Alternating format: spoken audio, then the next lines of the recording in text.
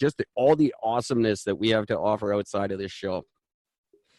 Gord, I believe you saw it. It was kind of cool. Yes, it was. It was very nice. I'll explain it to you one day. And anyone who goes to ericandgord.live or ericandgord.xyz, send us a little note. Tell us what you think, and you will be in line for one of these. There are not many left. This is the very limited edition Eric and Gord pen with the little light up logo. Ooh. I can't fucking wait till I get mine. I'm so stoked. So I haven't sent you one yet. They are very fancy. Very, very hard to get your hands on. You can't buy them. Yeah, you probably could if you made me an offer. But and it wouldn't be much either. No. Nice. I need some money. I'm not going to lie. I bought, anyway. So, yeah, send us an email or fill out the contact information on ericandgord.live or ericandgord.xyz.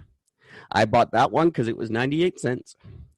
And we will send you the pen. And if you see the poster that's hanging behind my head, because this is going to be our first video release, I think, we have a little version that you can have, the little Eric and Gord autograph postcard that comes with the pen if you get in touch with us. So there we go. That's enough plugging crap. If you want these, you can buy them at ericandgordstuff.com. That's cool. Nobody has bought anything from our store except for Gord. That's right. I did. I got our sweatshirt, and I gotta fucking tell you, it is hands down the most comfortable sweatshirt that I own, and I own fucking a lot of these things. Yeah. So for me to say that I have a hoodie that I really like, it's a fucking endorsement. So you know what a guy I am. I lose $1.50 on every one of those. I'm actually selling them below cost because bro. Because that's how much you love your fan base. You know, that's that love. It's just people in general. I love. I'm even wearing the shirt right now as we're doing the podcast. I love everybody. Here you go. This is for everybody. Just before we move on to more Adrian stuff, this is for everybody out there today. Oh no, it's not. It's coming in a minute. Never mind. Wait, I thought you were going to flash this. I thought you were going to flash something. I was going to do this. Okay.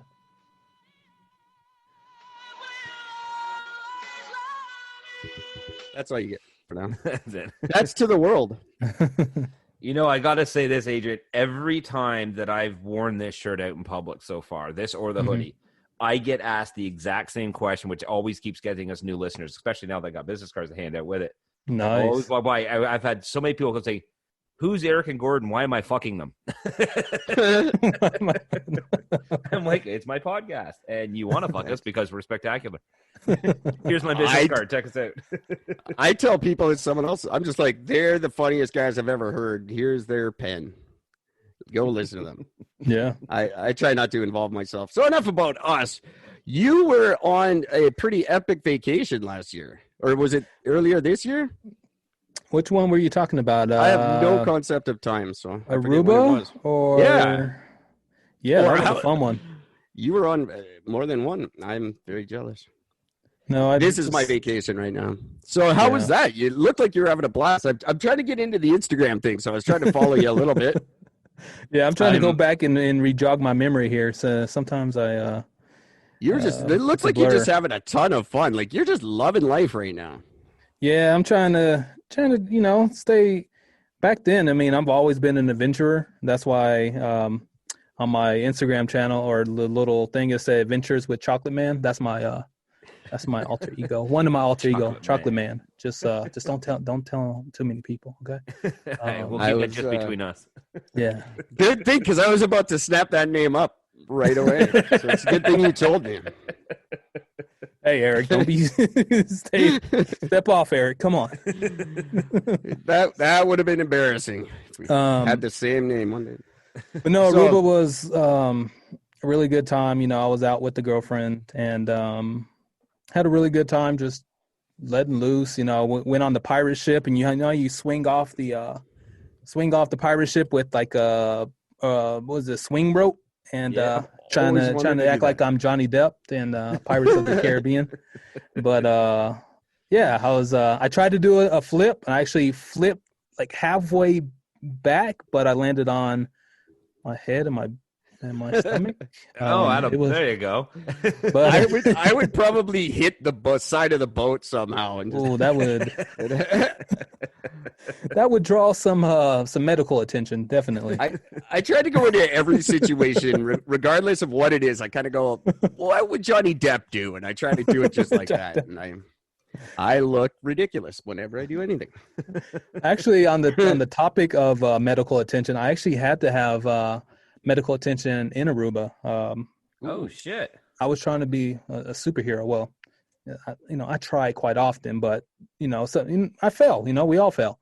But what happened was, those Iron Man jet skis. You put them on your feet and you don't start flying like Iron Man as long as you can keep your damn balance up in the air. I've seen those things. Yeah, the videos are hilarious.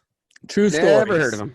So I wanted to be on that because like my day-to-day life, I'm always, to the girlfriend, I'm like, I'm this and that. I'm a superhero. I'm, one of my monikers, Thor's cousin. So she's like, okay, here, you want to go do this Iron Man thing on the water? I'm like, yeah, hell yeah. So I jump in the boots and, guys giving me prep talk. He's like, is this your first time? He's like, fuck, newbie. But give me his tips. And I actually have it on my Instagram where it looks like it's a 1998 recording just because of the lovely quality of the distance and the zoom. Zoom's not so great on most mobiles, but right. mobile phones. So I jump in the boots. I know I'm psyching myself up. I'm like, all right, dude, have some confidence in me, man, because I got confidence in me. So let's do this. So we jump in. He takes me out. I probably slammed on top of my head probably about 20 times, just getting the feel for it. Just like, bam, like this is like up in the air. I'm probably like 7 feet, 10 feet up in the air. And all of a sudden you lose your balance as you're wiggling on these water jet sprays underneath your feet, these jet streams. And I'm just like flipping, falling backwards, falling sideways, hitting. And I didn't have a helmet on either. When I saw the advertisement for the water jets, the guy had a life jacket on and a helmet. I was like, okay, cool. I got my life vest on. I'm an avid swimmer. Been swimming since I was damn 6 years old. But I was like, where's the damn helmet? Like, then some just like, I just forgot about the helmet and we went on our way. But yeah, I think if I would have fell any more times, I possibly could have got a mild concussion. So long story short, slamming my head so many different times. The guy that was operating the jet ski, one time, this was on one of my failed attempts, where he got too close. I guess he couldn't control the jet ski because it's just like this long jet tube, this long water tube that's pumping water to the actual jets underneath your feet, right? And it's the jet ski that's pushing this water. Yeah. Well, you're tethered to this jet ski.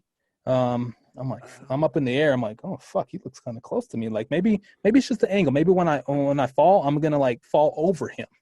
I'm like, no, there's fucking physics don't work that way. But so I fell in the water, right? It's like head first, like bam. Like by this time, I'm like, shit. If I ever got a concussion, I'm used to it by now. But so I get up out of the water, and I see the jet ski come towards me as I'm rising up on the water, and it fucking smacks me in my mouth. Oh. And it smacks me in my mouth. I'm like, fuck, that hurt. Like, first thing I checked to make sure I didn't miss any teeth. I was like, I want this smile around for a few more years here. Got to keep that $1 million smile going. I checked the teeth because, my teeth I've always been, I'm like, I got to keep my teeth. And like, ever since a little kid, my stepfather time, he's like, who's your teeth for? I'm like, me.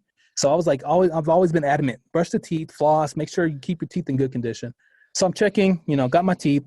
And then I'm seeing blood. I'm like, fuck, are there any great whites out here? So I'm like really bleeding profusely, right? And I'm like, oh my God, it doesn't seem like so bad. So I asked the guy, I'm like, yo, dude, how's my lip look? Does it look all right? He's like, oh yeah, it looks fine. I'm like, all right, cool. So after I bust my lip, I do a few more times, and it wasn't until about the second time after I busted my face and lip, where I was able to actually hang up in the air on these jets for about 32 seconds. Oh, and wow. I was like, that's where my recording comes in. And I felt really proud of that moment. I was like, damn, was this a life lesson? It's like, you're not supposed to, like, life doesn't really, like, you don't really get anything until you get your lip busted, and then that's when the going gets going. Yeah. Like, if I would have stopped. That's what I kept telling my ex-wife.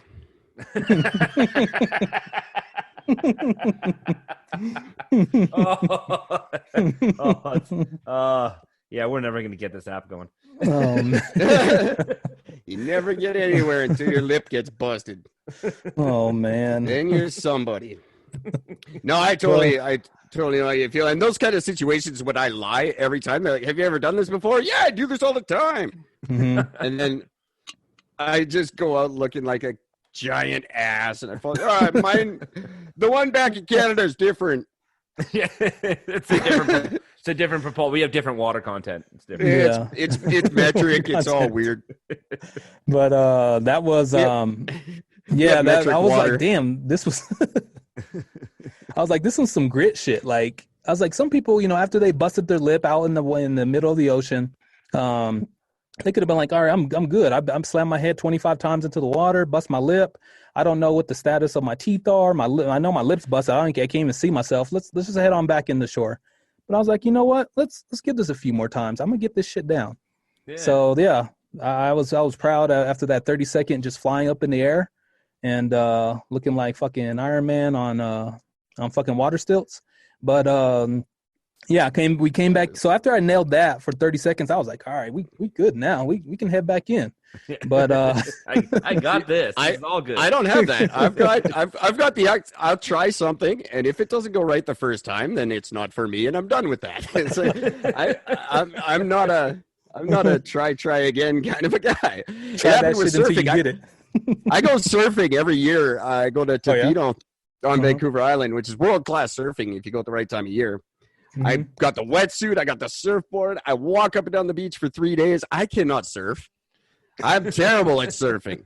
I learned that the first year, but now I just go and I walk up and down the beach. I get my hair wet, and then people go, "You going out?" I go, "No, I was out before you guys got here. I'm good. Gonna relax." I ripped those waves, man. I'm fucking tired right now. Yeah, what do you want? No, I paddled out once in 2012. I jumped on the board. It shot out from under me, smacked me in the back of the head, and that was it. I've never been on one again. But I go every year, and I walk up and down the beach with it. And then I think, oh man. Should I learn something from this? No. There's nothing to be learned from this. Because at the end of at the last half, the last 4 months of 2019, I was on this kick of like, life is. I want to find the life lessons in everything. Like even if it's like I fucking choke on a popcorn kernel, like I want to know what the life lesson was at. Maybe I should have been more patient, let all the popcorn pop, or maybe I should have been more vigilant in pouring the damn popcorn into the bowl. And not being so greedy and trying to chew on them kernels. I don't know, just that's how my mindset was. And then, I go to Aruba. I'm like, every little thing. I'm like, I don't know if I'm overanalyzing it. I'm just like analyzing everything. Shit. Feel like I have that almost heads up display from Iron Man. I was like, shit, everything's gonna get analyzed. So yeah, that can get frustrating. I found it as like, I don't know, because my brain's kind of analytic, so I kind of like, I guess I found pleasure in it. Just that analytical piece, just like analyzing anything. Like I was like, oh, what's the probability of this? Or if I do this, I bet the outcome is going to be that. And it's almost in a way of like, I could do something this way, and I could predict the way someone else is going to respond to it or react to it. That was just something I was playing with, and like, it's. I've said several times on this show that me and my brain, we don't like to get involved with each other. It does its thing, I do my thing, and we just stay out of each other's way, and we're okay. I'm still trying to figure out if my brain even knows that I exist. It's probably not interesting. Best not to try to figure it out. But I am very good at analyzing other people and telling other people what to do. Anyone who listens to the show knows. But when it comes to giving myself advice, I just hate myself, obviously, because I give myself the worst advice. Yeah. And my gut instinct, I can literally go against my gut every time and be 100% right. Like my instincts are terrible. Yeah, that's true. Eric's got the. He's like, yeah, that's true. I'm not sugarcoating shit. Yeah, that's true. It's just hilarious. Like, I mean, Eric said to me a couple of times, he's like, Man, the next time you say don't do something, I just got to start listening to you. I'm